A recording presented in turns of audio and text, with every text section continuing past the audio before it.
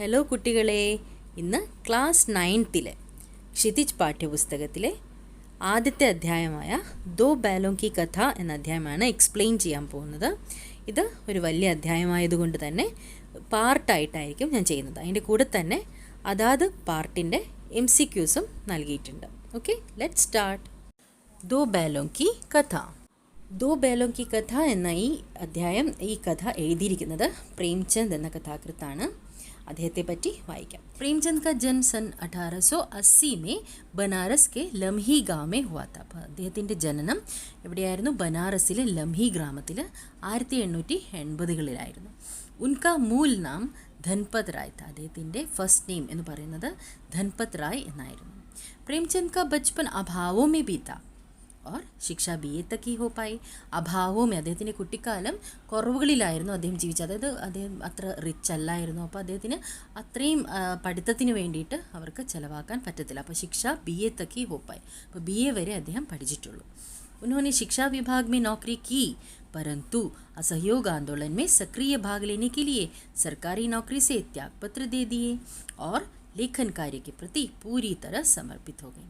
അപ്പോൾ ശിക്ഷാ വിഭാഗ് അദ്ദേഹം എവിടെയാണ് ജോലി ചെയ്തത്? എഡ്യൂക്കേഷണൽ ഡിപ്പാർട്ട്മെൻറ്റിലാണ് ജോലി ചെയ്തത്. പക്ഷേ അസഹयोग ആന്തോളൻ എന്ന് പറഞ്ഞാൽ നോൺ കോപ്പറേഷൻ മൂവ്മെൻറ്റ്, കോപ്പറേറ്റ് ചെയ്യാതിരിക്കുക ഗവൺമെൻറ്റുമായിട്ട്, അങ്ങനെയുള്ള മൂവ്മെൻറ്റിൽ അദ്ദേഹം പാർട്ടിസിപ്പേറ്റ് ചെയ്തു. അതായത് ആക്റ്റീവായി, സക്രിയ എന്ന് പറഞ്ഞാൽ ആക്റ്റീവായി അതിൽ.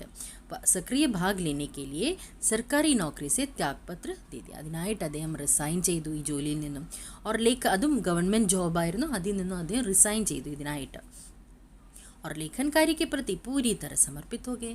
പിന്നെ എഴുതുന്ന കാര്യത്തിൽ അദ്ദേഹം തൻ്റെ ലിറ്ററേച്ചർ എഴുതാനും പിന്നെ കഥകൾ എഴുതാനും ഒക്കെ അതിൽ തന്നെ അതിനായിട്ട് അദ്ദേഹത്തിൻ്റെ ജീവിതം ഡിവോട്ട് ചെയ്തു.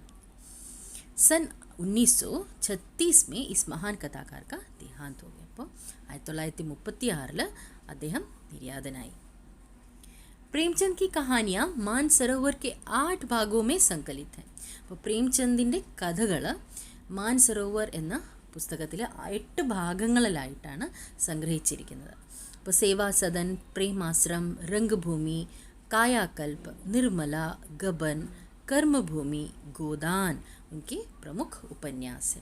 അദ്ദേഹത്തിൻ്റെ ഉപന്യാസങ്ങളിൽ മെയിനായിട്ടുള്ളതാണ് ഇവിടെ പറഞ്ഞിരിക്കുന്നത്. സേവാസദൻ, പ്രേമാശ്രം, രംഗഭൂമി, കായാകൽപ്, നിർമ്മല, ഗബൻ, കർമ്മഭൂമി, ഗോദാൻ. उन्होंने हंस, जागरण, माधुरी आदि पत्रिकाओं का संपादन भी किया. അപ്പോൾ അദ്ദേഹം ഈ പത്രിക എന്ന് പറഞ്ഞാൽ മാഗസിൻസ്, ഹൻസ്, ജാഗരൺ, മാധുരി, ഈ മാഗസിൻസിൻ്റെ ഒക്കെ എഡിറ്ററും കൂടെ ആയിരുന്നു അദ്ദേഹം. कथासाहित्य के अतिरिक्त प्रेमचंद ने निबंध एवं अन्य प्रकार का गद्य लेखन भी प्रचुर मात्रा में किया. അപ്പോൾ കഥാസാഹിത്യക്ക് അതിരിക്ത, അതായത് ഈ കഥ എഴുത്ത് അല്ലാതെ അദ്ദേഹം സാഹിത്യത്തിൻ്റെ അതിരിക്ത എന്ന് പറഞ്ഞാൽ അതല്ലാതെ പ്രേംചന്ദ് നിബന്ധ്, എസ്സേ റൈറ്റിംഗ്, പിന്നെ ഏവം അന്യപ്രകാർക്ക ഗദ്യലേഖൻ, പിന്നെ വേറെ തരത്തിലുള്ള പ്രോസ് റിലേറ്റഡ് ആയിട്ടുള്ള ഗദ്യം റിലേറ്റഡ് ആയിട്ടുള്ള കാര്യങ്ങളും അദ്ദേഹം പ്രചുർ മാത്രാമയ്ക്കുക. പ്രചുർ മാത്ര നല്ല രീതിയിൽ, നല്ല ഇതിൽ അത് കുറേ അദ്ദേഹം ചെയ്തിട്ടുണ്ട് എന്നർത്ഥം. അപ്പോൾ പ്രേംചന്ദ് സാഹിത്യക്കു സാമാജിക് പരിവർത്തൻ കാ സശക്ത മാധ്യം മാനത്തെ थे. അപ്പോൾ പ്രേംചന്ദ് സാഹിത്യത്തെ ഏത് രീതിയിലാണ് കണ്ടിരുന്നത്? അദ്ദേഹം എന്തുകൊണ്ടാണ് പിന്നീട് സാഹിത്യം തിരഞ്ഞെടുത്തത്? സാഹിത്യക്കോ സാമാജിക് പരിവർത്തൻ, അതായത് സമൂഹത്തിൽ ചേഞ്ചസ് വരുത്താനുള്ള ഒരു മാധ്യമമായിട്ടാണ്, അതും സശക്ത മാധ്യം, നല്ല ശക്തിയുള്ള ഒരു മാധ്യമമാണ് ഈ സാഹിത്യം എന്ന് പറയുന്നത് എന്ന കാര്യം അദ്ദേഹം മനസ്സിലാക്കിക്കൊണ്ടാണ് അതിലോട്ട് ഇറങ്ങിയത്. അതാണ് അദ്ദേഹം ഇസ്കോ മാധ്യം മാനത്തെ थे, सशक्त माध्यम मानते थे, सामाजिक परिवर्तन का. उन्होंने जिस गांव और शहर के परिवेश को देखा और जिया उसकी अभिव्यक्ति उनके कथा साहित्य में मिलती है. അപ്പോൾ ഏത് ഗ്രാമത്തിലാണോ ഏത് നഗരത്തിലാണോ അദ്ദേഹം നിന്ന് ജീവിച്ചത്, അങ്ങനെയുള്ള സ്ഥലങ്ങളെപ്പറ്റി അദ്ദേഹം നല്ലോണം ഒബ്സർവ് ചെയ്യുമായിരുന്നു. ഒബ്സർവ് ചെയ്തിട്ട് ഉസ്കി അഭിവ്യക്തി ഉൻകി കഥാ സാഹിത്യമേ മിൽത്തി ഹെ. അപ്പോൾ അതിൻ്റെ അതേ ഒരു സ്വരൂപം എന്ന് പറയത്തില്ല, അതിൻ്റെ തന്നെ ഒരു രൂപം ഞങ്ങൾക്ക് അദ്ദേഹത്തിൻ്റെ ആ കഥകളിലും സാഹിത്യത്തിലും ഞങ്ങൾക്ക് കാണാൻ പറ്റും. അപ്പോൾ കിസാനോं और मजदूरों की दयनीय स्थिति, दलितों का शोषण, समाज में स्त्री की दुर्दशा और स्वाधीनता आंदोलन आदि उनकी रचनाओं के मूल विषय हैं. अब किसानों और मजदूरों की दयनीय स्थिति, കൃഷിക്കാരുടെയും വർക്കേഴ്സിൻ്റെയും ഒക്കെ ദയനീയമായിട്ടുള്ള സ്ഥിതിയും പിന്നെ ദലിതന്മാർ ആ കാലത്ത് ചൂഷണം ചെയ്യപ്പെടുമായിരുന്നു. ദലിതോं का शोषण समाज में स्त्री की दुर्दशा, സമൂഹത്തിലെ സ്ത്രീകളുടെ ദുർദശ, അതായത് മോശമായ അവസ്ഥ, और स्वाधीनता आंदोलन, അതായത് ഫ്രീഡം മൂവ്മെൻറ്റ്, അതിനെപ്പറ്റിയൊക്കെയായിരുന്നു ആദ്യം ഉൻകി രചനാവൊക്കെ മൂൽ വിഷയം. ഇതൊക്കെയായിരുന്നു അദ്ദേഹത്തിൻ്റെ രചനകളിലെ മെയിനായിട്ടുള്ള ടോപ്പിക്സ് എന്ന് പറയുന്നത്. प्रेमचंद की कथा साहित्य का संसार बहुत व्यापक है. उसमें मनुष्य ही नहीं पशु पक्षियों को भी अद्भुत आत्मीयता मिली है. അപ്പോൾ പ്രേംചന്ദിൻ്റെ കഥ എന്ന് പറയുന്ന അദ്ദേഹത്തിൻ്റെ ആ സാഹിത്യത്തിൽ ഈ ലോകത്തുള്ള സംസാർ ബഹുത് വ്യാപക, ആ സാഹിത്യത്തിൻ്റെ ആ ലോകം തന്നെ വളരെയധികം വ്യാപിച്ചിരിക്കുന്നു എന്നാണ് പറയുന്നത്. അങ്ങനെ പറയാൻ കാരണം എന്തെന്ന് പറഞ്ഞാൽ അതിൽ മനുഷ്യന്മാരെ പറ്റി മാത്രമല്ല, ഈവൻ ആനിമൽസിനെ പറ്റിയും പക്ഷികളെ പറ്റിയും പശു പക്ഷിയും കോബി അദ്ഭുത് ആത്മീയത മിലി ഹെ, ഒരു സ്പിരിച്വാലിറ്റിയുടെ ഒരു അടുപ്പം, അതായത് അവർക്ക് പോലും ഇമ്പോർട്ടൻസ് അദ്ദേഹം, ആനിമൽസിനും ഇമ്പോർട്ടൻസ് അദ്ദേഹത്തിൻ്റെ കഥകളിൽ അദ്ദേഹം കൊടുത്തിട്ടുണ്ട്. बड़ी से बड़ी बात को सरल भाषा में सीधे और संक्षेप में कहना प्रेमचंद के लेखन की प्रमुख विशेषता है. അപ്പോൾ ബഡി സെ ബഡി, വലിയ വലിയ കാര്യങ്ങൾ പോലും സിമ്പിൾ ഭാഷയിൽ, സരൾ ഭാഷമേ, നല്ല സിമ്പിളായിട്ടുള്ള ഭാഷയും നേരെയും, സീധേ ഓർ സംക്ഷേപ് മേ, സീധ സ്ട്രെയിറ്റ് ആയിട്ട്, പിന്നെ സംക്ഷേപ് ചുരുക്കത്തിലും, कहना प्रेमचंद के लेखन की प्रमुख विशेषता, അതാണ് അദ്ദേഹത്തിൻ്റെ ലേഖനത്തിൻ്റെ വിശേഷത എന്ന് പറയുന്നത്. उनकी भाषा सरल, सजीव एवं मुहावरेदार है तथा उन्होंने लोक प्रचलित शब्दों का प्रयोग कुशलतापूर्वक किया है. അപ്പോൾ അദ്ദേഹത്തിൻ്റെ ഭാഷ, സാഹിത്യത്തിൽ അദ്ദേഹം ഉപയോഗിക്കുന്ന ആ ഭാഷ എന്ന് പറയുന്നത് നല്ല സിമ്പിളായിരിക്കും, പിന്നെന്താണ്, ജീവനുള്ള ടൈപ്പ്, അതായത് സജീവമായിരിക്കും. ഇവ മുഹാവരിദാർ എന്ന് പറഞ്ഞാൽ ഇഡിയംസ് അദ്ദേഹം അവിടെ അദ്ദേഹത്തിൻ്റെ സാഹിത്യത്തിൽ ഉപയോഗിക്കാറുണ്ട്. തഥാ ഉന്നോനെ ലോക് പ്രചലിത് ശബ്ദോं का प्रयोग കുശലതാപൂർവ്വം കിയാ ഹെ. ലോകോക്തികൾ എന്ന് പറയത്തില്ല, ആളുകളുടെ ഇടയിൽ പ്രചലിച്ചിരിക്കുന്ന കുറേ വേർഡ്സ്, അതൊക്കെ അദ്ദേഹം നല്ല രീതിയിൽ, നല്ല എഫിഷ്യൻ്റായിട്ട് അദ്ദേഹത്തിൻ്റെ സാഹിത്യത്തിൽ അദ്ദേഹം ഉപയോഗിച്ചിട്ടുണ്ട് എന്നാണ് പറയുന്നത്. അപ്പോൾ ഈ കഥയെ പറ്റിയാണ് പറയുന്നത്. दो बैलों की कथा के माध्यम से प्रेमचंद ने कृषक समाज और पशुओं के भावात्मक संबंध का वर्णन किया है. അപ്പോൾ ഈ ദോ ബേലോं की കഥ എന്ന കഥയിലൂടെ പ്രേംചന്ദ് എന്താണ് പറയാൻ ആഗ്രഹിക്കുന്നത്? കൃഷക് സമാജ്, അതായത് കർഷക സമൂഹവും പിന്നെ പശുക്കൾ, അവരുമായിട്ടുള്ള ഒരു ഭാവാത്മകമായിട്ടുള്ള ബന്ധം, അവർ തമ്മിലുള്ള ഒരു റിലേഷൻ, ഇമോഷണലായിട്ടുള്ള അങ്ങനത്തെയുള്ള ഒരു ഫീലിംഗ്, അവർ തമ്മിലുള്ള ബന്ധത്തെ പറ്റിയാണ് ഈ കഥയിലൂടെ അദ്ദേഹം വർണ്ണിക്കുന്നത്. ഇസ് കഹാനി में उन्होंने यह भी बताया है कि स्वतंत्रता सहज में नहीं मिलती, उसके लिए बार बार संघर्ष करना पड़ता है. അപ്പോൾ ഈ കഥയിലൂടെ അദ്ദേഹം പറയാൻ ആഗ്രഹിച്ചത് ഈ സ്വതന്ത്രത എന്ന് പറയുന്നത്, ഫ്രീഡം എന്ന് പറയുന്നത് ഞങ്ങൾക്ക് വെറുതെ ഒന്നും കിട്ടത്തില്ല, അങ്ങനെ സിമ്പിളായിട്ട് കിട്ടാൻ പറ്റുന്ന കാര്യമൊന്നുമല്ല. उसके लिए बार बार संघर्ष करना पड़ता है, വീണ്ടും വീണ്ടും ഞങ്ങൾക്ക് അതിനായിട്ട് സ്ട്രഗിൾ ചെയ്യേണ്ടതായിട്ട് വരും. इस प्रकार परोक्ष रूप से यह कहानी आज़ादी के आंदोलन की भावना से जुड़ी है. അപ്പോൾ അങ്ങനെ നോക്കുകയാണെങ്കിൽ ഈ കഥ എന്ന് പറയുന്നത് പരോക്ഷ രൂപം എന്ന് പറഞ്ഞാൽ എന്താണ്, ഇൻഡയറക്റ്റ്ലി എന്ന് പറയാം. അത് എന്താണ്, ആസാദി കെ ആന്തോളൻ കി ഭാവന, അതായത് ഒരു ഫ്രീഡം മൂവ്മെൻറ്റിൻ്റെ ഒരു ഇമോഷൻസുമായിട്ട് ബന്ധമുള്ളതാണിത്. इसके साथ ही इस कहानी में प्रेमचंद ने पंचतंत्र और हितोपदेश की कथा परंपरा का उपयोग और विकास किया है. അപ്പോൾ ഈ കഥയിലൂടെ, അതിൻ്റെ കൂടെ തന്നെ അദ്ദേഹം ഈ കഥയിലൂടെ പ്രേംചന്ദിനെ പഞ്ചതന്ത്രവും പിന്നെ ഹിതോപദേശിൻ്റെ കഥകളും ഒക്കെ, അതും ആ ഒരു പരമ്പര, അതായത് പണ്ട് കാലം മുതൽക്കുള്ള ആ കഥകളാണത്, പഞ്ചതന്ത്ര ഹിതോപദേശ് കി കഥായെ. അപ്പോൾ അതൊക്കെ അദ്ദേഹം എന്താണ്, ഈ പരമ്പരാക്ക ഉപയോഗ ഓർ വികാസ് കിയ, അതിൻ്റെ ഒക്കെ ഉപയോഗം അദ്ദേഹത്തിൻ്റെ സാഹിത്യത്തിൽ, അദ്ദേഹത്തിൻ്റെ ഈ കഥയിൽ അദ്ദേഹം ചെയ്തിട്ടുണ്ട്, അതിന് വികസിപ്പിക്കാനും ശ്രമിച്ചിട്ടുണ്ട്. जानवरों में गधा सबसे ज़्यादा बुद्धिहीन समझा जाता है. हम जब किसी आदमी को परले दर्जे का बेवकूफ़ कहना चाहते हैं तो उसे गधा कहते हैं. അപ്പോൾ ആനിമൽസിൽ, ജാൻവറോ മേ ഗധ സബ്സെ ജ്യാദ ബുദ്ധിഹീൻ സമझा जाता. അപ്പോൾ കഴുതയാണ് ഏറ്റവും കൂടുതൽ ബുദ്ധി ഇല്ലാത്തത് എന്നാണ് കരുതുന്നത് ആളുകൾ. हम सब किसी आदमी को परले दर्जे का बेवकूफ़ कहना चाहते हैं तो उसे गधा कहते हैं. അപ്പോൾ ഞങ്ങൾക്കിപ്പോൾ ഏതെങ്കിലും ഒരു മനുഷ്യനെ പെഹ്ലെ ദർജയ്ക്ക്, അതായത് ആദ്യത്തെ, പെഹല, പെർലെ എന്ന് പറഞ്ഞാൽ പെഹല എന്നാണ്, അത് ആദ്യത്തെ, അതായത് ഏറ്റവും വലിയ ബുദ്ധിയില്ലാത്ത ആൾ അല്ലെങ്കിൽ മണ്ടൻ എന്ന് പറയുകയാണെങ്കിൽ അപ്പോൾ ഞങ്ങൾ ഉപയോഗിക്കുന്ന വേർഡാണ് കഴുത എന്ന്, അല്ലേ. അപ്പോൾ തോ ഉസെ ഗധ കേത്തെ, അങ്ങനെയുള്ള ആളെ ഞങ്ങൾ എന്താ പറയുക, കഴുത എന്ന് പറഞ്ഞിട്ടാണ് വിശേഷിപ്പിക്കുന്നത്. ഗധ സച്ച്മുച്ച് ബേവക്കൂഫ് ഹേ, या उसके सीधेपन, उसके निरापाद सहिष्णुता ने उसे यह पदवी दे दी है? इसका निश्चय नहीं किया जा सकता. गधा सचमुच बेवकूफ़ है.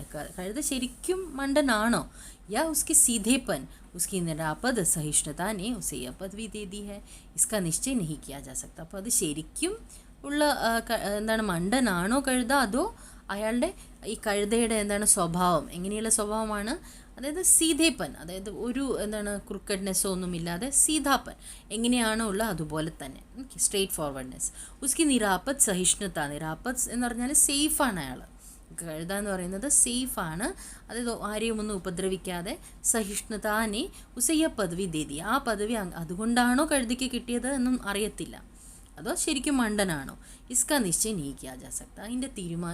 അതിനെപ്പറ്റി ഞങ്ങൾക്ക് നിശ്ചയിക്കാൻ പറ്റത്തില്ല. गायें सींग मारती है. ब्याई हुई गाय तो अनायास ही सिमनी का रूप धारण कर लेती है.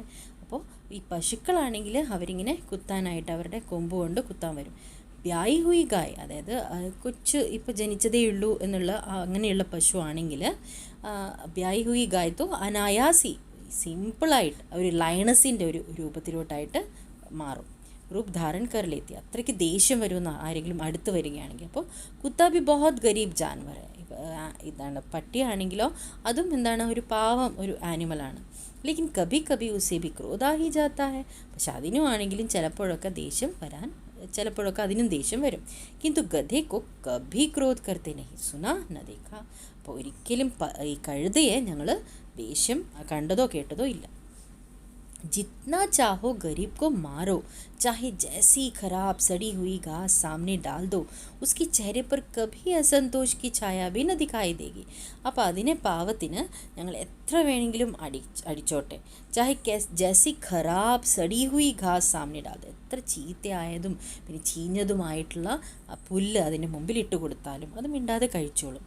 ഉസ്കെ ചെഹരെ പർ കഭി അസന്തോഷ് കി ഛായ ബി ന ദിഖായി ദേഗി, ഒരു അസന്തോഷവും അതിൻ്റെ മുഖത്ത് കാണാൻ കിട്ടത്തില്ല. वैशाख में चाहे एक आध बार कुलेल कर लेता हो, पर हमने तो उसे कभी खुश होते नहीं देखा. അപ്പോൾ വൈശാഖ മാസത്തിൽ ഏകാദ് ബാർ കുലേൽ കർ ലേത്ത ഹെ. കുലേൽ കർണ മീൻസ് ക്രീഡ കർണ, അതായത് കളിക്കുക, ഇങ്ങനെ എൻജോയ് ചെയ്യുക. അത് ആ ഒരു മാസം, അതായത് വൈശാഖ മാസത്തിൽ ജനിക്കുന്ന, അതായത് സാധാരണയായിട്ട് കഴുത ആ മാസങ്ങളിലാണ് ജനിക്കുക എന്ന് അങ്ങനെ പറയാറുണ്ട്. അപ്പോൾ വൈശാഖ് മേ ചാഹെ ഏകാദ് ബാർ കുലേൽ കർ ലേത്താ ഹോ, पर हमने तो उसे कभी खुश होते नहीं देखा. പക്ഷെ ഒരിക്കലും ഞങ്ങൾ അതിനെ എപ്പോഴും എന്താണ്, ഒരു സന്തോഷം ഉള്ള ഒരു മുഖമായിട്ട് ഞങ്ങൾ കഴുതയെ കാണാറില്ല.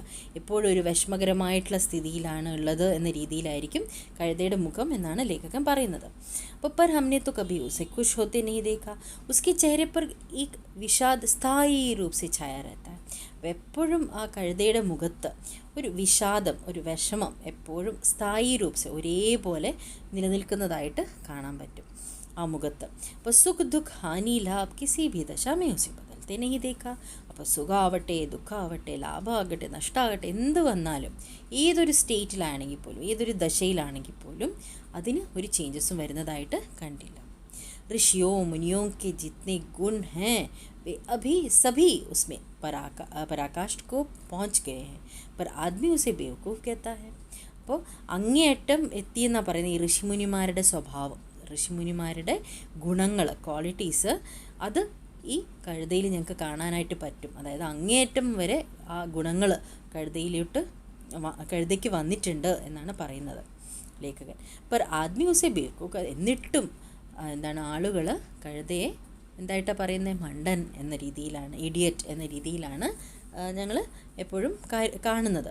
അപ്പോൾ കാരണം ഒരു അത്രയ്ക്ക് പേഷ്യൻസും പിന്നെ എന്തും സഹിക്കാനുള്ള കഴിവും ഒക്കെ കഴുതയ്ക്കുണ്ട്. എന്നിട്ടും ഞങ്ങൾ ആ കഴുതയെ എന്താണ് മണ്ടനെന്നും അങ്ങനെയൊക്കെ വിളിച്ചിട്ടാണ് ഞങ്ങൾ അപമാനിക്കുന്നത് എന്നാണ് ലേഖകൻ പറയുന്നത്. അപ്പോൾ സദ്ഗുണം ക ഇത്നാ അനാദർ കഹീ നഹീ ദേഖാ, ഈ നല്ല ഗുണങ്ങളാണ് കഴുത കാണിക്കുന്നത്, എന്നിട്ടും ഇങ്ങനെ നല്ല ഗുണങ്ങൾ കാണിച്ചിട്ടും ഞങ്ങൾ അനാദരവാണ് കാണിക്കുന്നത് അല്ലേ. അങ്ങനെയുള്ള സ്വഭാവം കാണിച്ചിട്ട് പോലും ഞങ്ങൾ റെസ്പെക്റ്റ് കൊടുക്കുന്നില്ല കഴുതയ്ക്ക്. കദാചിത് സീതാപ്പൻ സംസാർ കെ ലിയെ ഉപയുക്ത നഹീ ഹെ, ഇങ്ങനെയുള്ള ഒരു ലോകത്തിന് പറ്റിയ കാര്യമല്ല സ്ട്രേറ്റ് ഫോർവേഡ്നെസ് എന്ന് പറയുന്നത് എന്നാണ് പറയുന്നത് ലേഖകൻ. അപ്പോൾ ദേഖിയേ നാ ഭാരത്വാസിയോ കെ ആഫ്രിക്ക മേ ക്യാ ദുർദശ ഹോ റഹി ഹെ. അപ്പോൾ ഒന്ന് നോക്കിയേ ആഫ്രിക്കയിലോട്ട്, അതായത് ആഫ്രിക്കയിൽ ഇന്ത്യക്കാരുടെ സ്ഥിതി എന്താണ് എന്ന്. क्यों अमेरिका में उन्हें घूमने नहीं दिया जाता? എന്തുകൊണ്ടാണ് ഭാരതീയർക്ക് അമേരിക്കയിൽ കറങ്ങാൻ വിടാത്തത്? बेचारी शराब नहीं पीते, 4 पैसे कुछ समय के लिए बचा कर रखते हैं, जी तोड़कर काम करते हैं, किसी से लड़ाई झगड़ा नहीं करते, 4 बातें सुनकर गम खा जाते हैं, फिर भी बदनाम है. അപ്പോൾ बेचारे शराब नहीं पीते, അവർ കള്ളു പോലും കുടിക്കുന്നില്ല. പിന്നെന്താണ്? 4 पैसे कुछ समय के लिए बचाकर रखते हैं, പിന്നെ ചീത്ത സമയത്തിന് വേണ്ടിയിട്ട് സേവിങ് ആയിട്ട് കുറച്ച് കാശും എടുത്തു വെക്കാറുണ്ട്. ജി തോടുക്കർ കാം കർത്തെ, അതായത് അങ്ങേയറ്റം ജോലി ചെയ്യാൻ പോലും അവർ തയ്യാറാണ്, ജോലി ചെയ്യുന്നുണ്ട്. കിസിസെ ലഡായി झगड़ा नहीं करते, ആരുമായിട്ടും വഴക്കൊന്നും കൂടുന്നില്ല. 4 बातें सुनकर गम खा जाते हैं, फिर भी बदनाम है, ഒന്നും തിരിച്ചു പറയത്തില്ല, എല്ലാം കേട്ടിട്ട് അവരിങ്ങനെ മിണ്ടാതെ ഇരിക്കും. എന്നിട്ടും എന്താണ് ഇന്ത്യൻസ് അല്ലെങ്കിൽ ഭാരതീയർ എന്ന് പറയുന്നത് എന്താണ്? ബദ്നാം ഹെ, അത് അവരുടെ പേര് മോശമായിരിക്കുന്നു. കഹാ ജാത്താ ഹെ വേ ജീവൻ കെ ആദർശ को नीचा करते हैं, अगर वे भी ईंट का जवाब पत्थर से देना सीख जाते तो शायद सभ्य कहलाने लगते. जापान की मिसाल सामने है, एक ही विजय ने उसे संसार की सभ्य जातियों में गण्य बना दिया. അപ്പോൾ അദ്ദേഹം എക്സാമ്പിളായിട്ട് ജപ്പാനെ പറ്റി പറയുകയാണ്. അപ്പോൾ പറയുകയാണ്, ഇപ്പോൾ കഹാ ജാത്താ ഹെ കി വേ ജീവൻ കെ ആദർശ को नीचा करते, ശരിക്കും പറയുകയാണെങ്കിൽ ജീവിതത്തിൻ്റെ മൂല്യങ്ങൾക്ക് അവർ ഇമ്പോർട്ടൻസ് കൊടുക്കുകയല്ല ഇവിടെ ചെയ്യുന്നത് ഭാരതീയർ. കാരണം എല്ലാം സഹിച്ചുകൊണ്ട് ജീവിക്കുകയാണ്. അങ്ങനെ അല്ല ചെയ്യേണ്ടത്. എങ്ങനെയാണ് ചെയ്യേണ്ടത്? അഗർ വേ ബി ഈंट का जवाब पत्थर से दे देना सीखे, പത്തർ സെ, അതായത് ഈंट का जवाब पत्थर से देना എന്ന് പറഞ്ഞാൽ ഒരു മുഹാവരയാണ് അല്ലേ, ഒരു ഇഡിയമാണ്. അപ്പോൾ പറയുകയാണ് തിരിച്ച് മറുപടി കൊടുക്കണം എന്നാണ് പറയുന്നത്. അവർ ഞങ്ങൾ എങ്ങനെയാണോ ശല്യപ്പെടുത്തുന്നത് അതിനനുസരിച്ചിട്ട് തിരിച്ച് പറയാനുള്ള അല്ലെങ്കിൽ തിരിച്ച് റിയാക്ട് ചെയ്യാൻ ഞങ്ങൾക്ക് പറ്റണം. അപ്പോൾ സീക്ക് ജാത്തെ തോ ഷായദ് സഭ്യ കഹലാൽ, അങ്ങനെ ഞങ്ങൾ ചെയ്യുകയാണെങ്കിൽ ഞങ്ങൾ തീർച്ചയായിട്ടും അവരുടെ ഇടയിലും ഞങ്ങൾ സഭ്യ, അതായത് കൾച്ചറുള്ളവർ എന്ന് അറിയപ്പെടും. ജപ്പാൻ കി മിസാൽ സാമനെ ഹെ, മിസാൽ ഒരു ഉദാഹരണം തന്നെ മുമ്പിലുണ്ട്. ഏക് ഹി വിജയ് ഉസെ സംസാർ കി സഭ്യ ജാതിയോ മേ ഗണ്യ ബനാ ദിയ, അവരുടെ ആ ഒരേ ഒരു വിജയം തന്നെ ഈ കൾച്ചേർഡ് ആയിട്ടുള്ള സഭ്യജാത്യ എന്ന് പറഞ്ഞാൽ കൾച്ചേർഡ് ആയിട്ടുള്ള ആളുകളുടെ ഇടയിൽ അവർ എണ്ണപ്പെട്ടവരിൽ ഒരാളായിട്ട് മാറും. ലേക്കിൻ ഗധേ കാ एक छोटा भाई और भी है जो उसे कम ही गधा है और वह है बैल. അപ്പോൾ ഈ ചാപ്റ്റർ ആരെ പറ്റിയാണ്? 2 बैलों की കഥ. ഇനിയിപ്പോൾ ഇവിടുത്തെ ക്യാരക്ടേഴ്സിനെ പറ്റി പറയുകയാണ്. അപ്പോൾ बैल അതായത് കാള. ലേക്കിൻ ഗധയ്ക്ക് छोटा भाई और भी है, ഒരു അനുജൻ കൂടി ഉണ്ടെന്നാണ് പറയുന്നത് കഴുതയ്ക്ക്. അതാരാണ്? बैल. जिस अर्थ में हम गधे का प्रयोग करते हैं कुछ उसी से मिलते जुलते अर्थ में बछिया के ताऊ का भी प्रयोग करते हैं. അപ്പോൾ ഈ കഴുതയെ ഞങ്ങൾ ഏത് രൂപത്തിലാണ്? ഒരു ഇഡിയറ്റ് അല്ലെങ്കിൽ ബേവ്കൂഫ്, മണ്ടൻ എന്ന് പറയുന്നതിന് പകരമാണ് ഞങ്ങൾ കഴുതാന്ന് ഉപയോഗിക്കുന്നത്. അപ്പോൾ അതേ ഒരു രീതിയിൽ അതുമായിട്ട് കണക്റ്റഡ് അതേപോലത്തെ രീതിയിൽ അർത്ഥമേ ബച്ചിയ കെ താവു എന്നാണ് കാള അറിയപ്പെടുന്നത്. കുച്ച് ലോഗ് बैल को शायद बेवकूफ़ों में सर्वश्रेष्ठ कहेंगे मगर हमारा विचार ऐसा नहीं है. ചിലവർ പറയും बैल എന്ന് പറയുന്നത്, കാള എന്ന് പറയുന്നത് ചിലപ്പോൾ ഈ മണ്ടന്മാരിൽ സർവശ്രേഷ്ഠനാണ് എന്ന് പറയുന്നവരുണ്ട്. പക്ഷേ ഞങ്ങളുടെ ചിന്തയിൽ ഞങ്ങൾ ആലോചിച്ചെടുക്കുകയാണെങ്കിൽ ഹമാരെ വിചാർസെ, ഞങ്ങളുടെ അഭിപ്രായത്തിൽ അത് ശരിയല്ല. बैल कभी कभी मारता भी है, कभी कभी अड़ियल बैल भी देखने में आता है. അപ്പോൾ ഇങ്ങനെ എല്ലാം സഹിച്ചു കൊണ്ടിരിക്കുന്ന ആളൊന്നും അല്ല ഈ बैल എന്ന് പറയുന്നത്. കഭി കഭി മാർത്താ ബി ഹെ, തിരിച്ചും നൽകും, അത് തിരിച്ചും അടിക്കും. കഭി കഭി അടിയൽ ബേൽ ബി ദേഖ്നെ മേ ആത്താ ഹെ, ചിലപ്പോൾ അനുസരിക്കാത്ത ടൈപ്പ് അടിയൽ എന്ന് പറഞ്ഞാൽ അനുസരണക്കേട് കാണിക്കുന്ന കാളകളും ഞങ്ങൾക്ക് കാണാനായിട്ട് സാധിക്കും. और भी कई रीतियों से अपना असंतोष प्रकट कर देता है अतएव उसका स्थान गधे से नीचा है. അപ്പോൾ വേറെ കുറേ രീതികളിലും ഈ കാള എന്ന് പറയുന്നത് തൻ്റെ തൻ്റെ അസംതൃപ്തി, എന്തെങ്കിലും കാളയ്ക്ക് ഇഷ്ടപ്പെട്ടിട്ടില്ല എന്നുണ്ടെങ്കിൽ അത് കാണിക്കും, ആ സ്വഭാവം കാണിക്കും തിരിച്ച്. അതേവ ഉസ്കാ സ്ഥാൻ ഗധേസെ നീച്ച, അതുകൊണ്ട് തന്നെ ഈ ഗധയെ പോലൊന്നും അല്ല, കഴുതയെ പോലൊന്നും എല്ലാം സഹിച്ചുകൊണ്ട് ജീവിക്കുന്ന ആളൊന്നുമല്ല കാള. അപ്പോൾ കഴുതയേക്കാൾ ഒരു സ്ഥാനം താഴെയാണ് ആരുള്ളത്? കാള. ഓക്കെ, ഇനി കഥയിലോട്ട് കയറുകയാണ് പ്രേംചന്ദ്. അപ്പോൾ ജൂരി കാച്ചിക്ക് ദോനോ ബഹലോं के नाम थे हीरा और मोती. അപ്പോൾ ജൂരി കാച്ചിയുടെ 2 കാളകളുടെ പേരായിരുന്നു ഹീര എന്നും मोती है। दोनों പച്ചായി जाति के थे, दिखने में सुंदर, काम में चौकस, डील में ऊंचे. അപ്പോൾ ഈ പച്ചായി എന്ന് പറയുന്ന ജാതിയിൽപ്പെട്ട ആളുകളായിരുന്നു ഇവർ. കാണാൻ നല്ല ഭംഗിയായിരുന്നു, അവർ ചോക്കസ് ആയിരുന്നു, അവരുടെ ജോലിയൊക്കെ ചെയ്യാനൊക്കെ മിടുക്കരായിരുന്നു. പിന്നെ ഡീൽമേ ഊഞ്ചേത്തെ നല്ല നല്ല ജാതിയിൽപ്പെട്ട പശുക്കളായിരുന്നു ഇവർ. അപ്പോൾ ബഹുത് ദിനോം സാത്ത് രഹത്തെ രഹത്തെ ദോനോമേ ഭായിച്ചാര ഹോ ഗയാ താ. രണ്ടുപേരും ഒരുമിച്ച് താമസിച്ച് രണ്ടുപേരും നല്ലൊരു ഭായിച്ചാര, അതായത് അവർ തമ്മിൽ നല്ല ഒരു സാഹോദര്യം അവർ ഉണ്ടാക്കിയെടുത്തു. രണ്ടുപേരും നല്ല ഫ്രണ്ട്സായി. അപ്പോൾ ദോനും ആംനെ സാമനെ आसपास बैठे हुए एक दूसरे से മൂക്ക് ഭാഷ में വിചാർ വിനിമയം करते थे. രണ്ടുപേരും ഇങ്ങനെ മുമ്പോട്ട്, അതായത് തമ്മിൽ ഫേസ് ടു ഫേസ് എന്ന് പറയത്തില്ല, ആംനെ സാമനെ, ആസ്പാസ് ബാറ്റേ ഹുവേ അടുത്തടുത്ത് ഇരുന്നു കൊണ്ട് അവർ ഏക് ദൂസരെ സെ മൂക്ക് ഭാഷാമേ, അതായത് സൈലൻ്റ് ആയിട്ട് ഒന്നും അവരുടേതായിട്ടുള്ള മിണ്ടാ പ്രാണികളെന്ന് പറയും അവർ അല്ലേ. അപ്പോൾ അവർ മിണ്ടാതെ അവരുടെ ആ മൂക്ക് ഭാഷയിൽ അവർ തമ്മിൽ കമ്മ്യൂണിക്കേറ്റ് ചെയ്യുമായിരുന്നു. एक दूसरे के मन की बात कैसे समझ जाता था हम नहीं कह सकते. അപ്പോൾ അവരെങ്ങനെയാണ് അവരുടെ തമ്മിലുള്ള മനസ്സിലെ കാര്യങ്ങൾ അവർ മനസ്സിലാക്കി എടുത്തിരുന്നത് എന്ന് ഞങ്ങൾക്കത് മനസ്സിലാക്കാൻ പറ്റത്തില്ല. അപ്പോൾ अवश्य ही उनमें कोई ऐसी गुप्त शक्ति थी जिससे जीवों में श्रेष्ठता का दावा करने वाला मनुष्य वंचित है. അപ്പോൾ അവരിൽ തീർച്ചയായിട്ടും ഒരു ശക്തി ഉണ്ട്. ജീവോം മേ ശ്രേഷ്ഠത കാ ദാവ കർണേ വാല മനുഷ്യ വഞ്ചിത. അപ്പോൾ അതിൽ നിന്നുമൊക്കെ ഒരു ഗുപ്ത ശക്തി എന്ന് പറഞ്ഞാൽ ഒരു സീക്രട്ട് ആയിട്ടുള്ള ഒരു ശക്തി എന്തോ ഉണ്ട് അവരിൽ. അതും എങ്ങനെയാണ്, വലിയ ആളാണ് ഞങ്ങളെന്നൊക്കെ പറയും, ഞങ്ങളുടെ കഴിവിൽ ഞങ്ങൾ അഹങ്കരിക്കുകയാണ് മനുഷ്യരല്ലേ. അപ്പോൾ മനുഷ്യരിനെ വഞ്ചിക്കുന്ന ടൈപ്പ്, അതായത് മനുഷ്യരെ കമ്പയർ ചെയ്യുമ്പോൾ അവരുടെ ആ ഒരു കഴിവ് അങ്ങേയറ്റമാണ് എന്നാണ് ലേഖകൻ പറയുന്നത്. എന്തോ ഒരു ശക്തി അവർക്കുണ്ട് തമ്മിൽ മനസ്സിലാക്കാൻ. അതോ എന്ത് ഭാഷയിൽ, മൂക്ക ഭാഷയിൽ അവർക്ക് സംസാരിക്കാൻ പറ്റുന്നില്ല, എന്നിട്ടും അവർ കമ്മ്യൂണിക്കേറ്റ് ചെയ്യുന്നുണ്ട്. दोनों में एक दूसरे को चाट कर और सूंघ कर अपना प्रेम प्रकट करते. कभी कभी दोनों सींग भी मिला लिया करते थे, विग्रह के नाते से नहीं, केवल विनोद के भाव से, आत्मीयता के भाव से. जैसे दोस्तों में घनिष्ठता होते ही धौल धप्पा होने लगता है. അപ്പോൾ ഈ രണ്ട് കാളകളും एक दूसरे को चाट कर और सूंघ कर, അതായത് ഇങ്ങനെ അവർ ആനിമൽസ് എങ്ങനെയാണ് സ്നേഹം കാണിക്കുക, ഇങ്ങനെ നക്കിയിട്ടും പിന്നെ ഇങ്ങനെ മണുത്തുകൊണ്ടും ഒക്കെ അപ്പോൾ അപ്ന പ്രേം പ്രകട് करते, അവരുടെ പ്രേമം അവരുടെ സ്നേഹം അവർ കാണിക്കും. കബി കബി ദോനോ സീങ് ബി മിലാ ലിയാ करते, അപ്പോൾ രണ്ടുപേരുടെയും കൊമ്പും അവരിങ്ങനെ മുട്ടിക്കും. അവർ വിഗ്രഹക്കെ നാത്തെ സെ നഹി, ഇങ്ങനെ ഉപദ്രവിക്കാൻ എന്ന രീതിയിലല്ല അവരങ്ങനെ ചെയ്യുന്നത്. അത് വെറുതെ ഒരു രസത്തിന്, അവരുടെ ഒരു എൻ്റർടൈൻമെൻറ്റ്, അവർ തമ്മിൽ ഒരു എൻജോയ് ചെയ്യുകയാണത്. ആത്മീയത കെ ഭാവ് സെ, സ്പിരിച്വാലിറ്റി എന്ന് പറയാം, ആത്മീയത എന്ന് പറയാം. ജैसे दोस्तों में घनिष्ठता होते ही धोल धप्पा होने लगता है. അപ്പോൾ ഈ ഫ്രണ്ട്സുകൾ തമ്മിൽ നല്ല അവരുടെ ഫ്രണ്ട്ഷിപ്പ് കൂടുന്നതിനനുസരിച്ചിട്ട് ഇങ്ങനെ തട്ടലും ഒക്കെ ഇത് കൂടത്തില്ലേ. അപ്പോൾ ആ രീതിയിലാണ് ഇവിടെ പറയുന്നത്. അതേപോലെയാണ് അവരുടെ ഫ്രണ്ട്ഷിപ്പും എന്നാണ് ഇവിടെ പറയുന്നത്.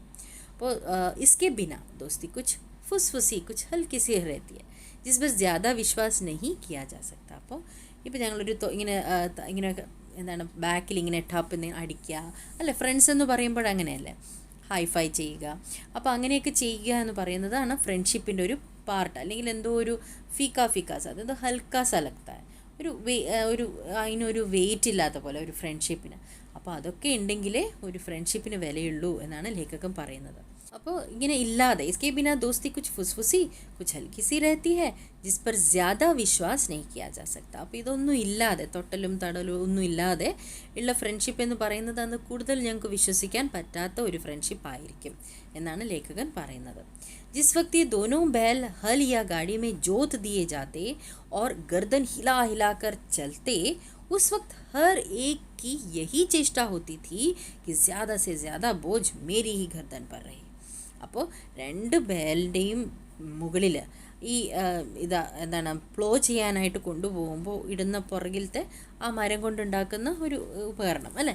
അപ്പോൾ അത് ഇടുമ്പോൾ രണ്ടുപേരുടെയും കഴുത്തിൻ്റെ അവിടെയാണ് അത് ഇടുന്നത് അല്ലേ. അപ്പോൾ ആ സമയത്ത് ഗാഡിമേ ജോത് ദിയേ ജാത്ത, അതിൻ്റെ പ്ലോ ചെയ്യുന്ന ആ ഇൻസ്ട്രുമെൻ്റ് അവരുടെ കഴുത്തിൻ്റെ അവിടെ ഇടുമ്പോൾ അതിനെ ഹിലാക്കർ ചലത്തെ, അവനിങ്ങനെ ആട്ടി രണ്ടുപേരും നടക്കുമ്പോൾ ആ സമയത്ത് ഉസ് വക്ത് ഹർ ഏക്ക് യഹി ചേഷ്ട ഹോത്തി ഹൈ, രണ്ടുപേരും ശ്രമിക്കുന്നത് എന്താണ്, ജ്യാദ സെ ജ്യാദ ബോജ്, ഏറ്റവും കൂടുതൽ വെയിറ്റ് എൻ്റെ കഴുത്തിലോട്ട് വരട്ടെ എന്ന രീതിയിലായിരുന്നു രണ്ടുപേരുടെയും ആ സമയത്തെ പ്രതിക്രിയ.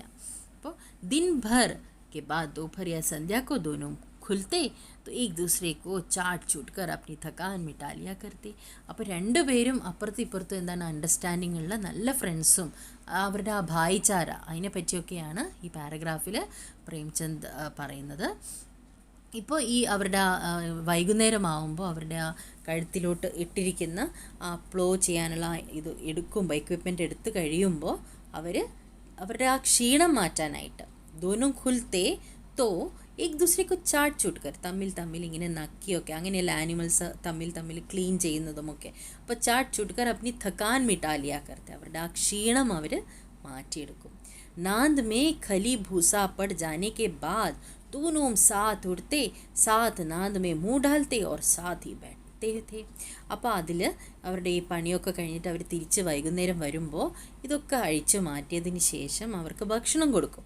അപ്പോൾ അത് നാന്ത് എന്ന് പറയുന്ന ഒരു വലിയ ഇതാണ്.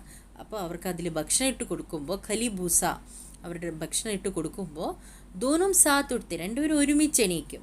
എന്നിട്ട് രണ്ടുപേരും ഒരുമിച്ച് അതിൽ വായിടും. അപ്പോൾ സാത്തി ബാठते थे और साथी खाते थे. അപ്പോൾ एक मुंह हटा लेता तो दूसरा भी हटा लेता था. അപ്പോൾ ഒരാൾ കഴിക്കുന്നത് നിർത്തി എന്ന് പറയും, മറ്റേ ആൾ കഴിക്കുന്നത് നിർത്തും.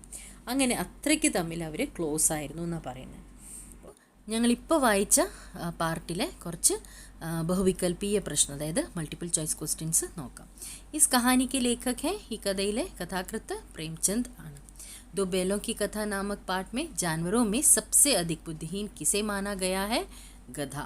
അപ്പോൾ दो बैलों की कथा എന്ന ഈ അധ്യായത്തിലെ ജാൻവറോ മേ സബ്സെ അധിക് ആനിമൽസിൽ ഏറ്റവും കൂടുതൽ ബുദ്ധിഹീനായിട്ട്, അതായത് ബുദ്ധി ഇല്ലാത്ത ആനിമലായിട്ട് ആരെയാണ് പറഞ്ഞിരിക്കുന്നത്?